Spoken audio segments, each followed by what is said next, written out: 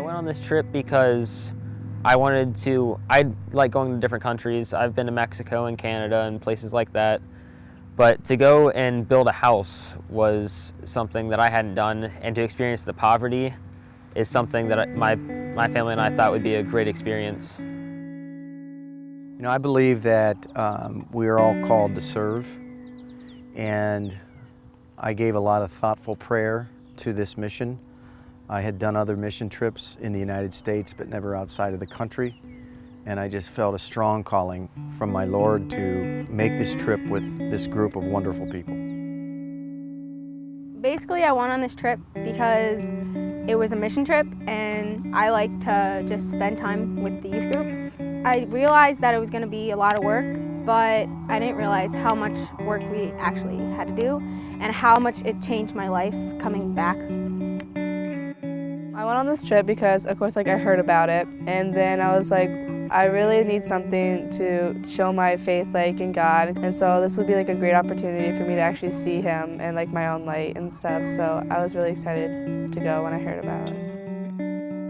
I went on this trip because my dad found out from a friend that he works with that they were going to Guatemala, and of course I'm adopted from Guatemala, so I when my dad came home, he kind of was like, you should go, and I was like, well, this must be a good experience since I haven't been there since I was 8 months. What was it like building a house from scratch? I've built small structures before, worked on Habitat for Humanity.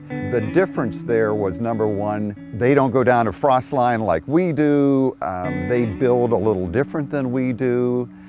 But what was interesting was how easy that almost everybody in our work crew, whether they were high school youth or adults that had never had any experience building before, learned how to do it. That's what I found amazing. To build a house from scratch, it was a pretty tough thing.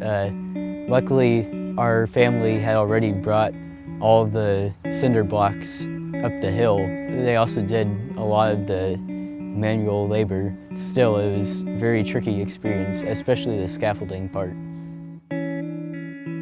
I had no idea what these houses were going to look like, and when I was told, oh, we're going to be building houses, I was imagining a house, a legit house that you would see here in the United States. And I said, this is going to happen in 1 week. And then I saw that, oh my goodness, no, we don't have concrete. I don't have a cement truck pulling up and just dumping cement for me to make a foundation. We have to take these shovels and move the dirt and move the stone and mix everything. I was reminded that we are extremely lucky here in the United States. Even those of us who may not have a huge mansion or have a smaller house, when I need cement, I can just go to the grocery store or go to the local store to get some cement, and it's not me actually mixing it. Building it from the ground up, having to dig the foundation, watching for collapsing the sides, just having to work with people who didn't speak a lot of English, and then most people in our group not speaking a lot of Spanish was a task within itself, let alone moving the hundreds and hundreds of cinder blocks and many bags of cement that were not light at all. But it was crazy. It's the only word I could use to describe that. Well, actually, I only was 1 day at the site. I was more or less in charge of the Hermano Pedro orphanage experience.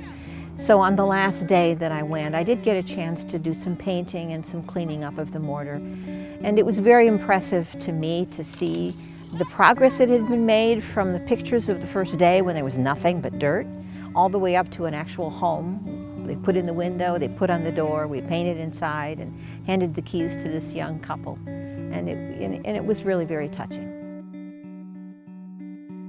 God's hand works in mysterious ways. Our Creator is alive and amongst all of us, here in the States, Guatemala, Central America, South America, Asia, Europe, and we're all bound together by the same Spirit. And I felt that there. And I felt the Spirit not only with the people that we went to serve, but within the 33 people that we went down there with, getting to know them, getting to know their spirits, and feeling the Spirit of God work amongst us. It was an unbelievable experience, and I would do it again in a heartbeat.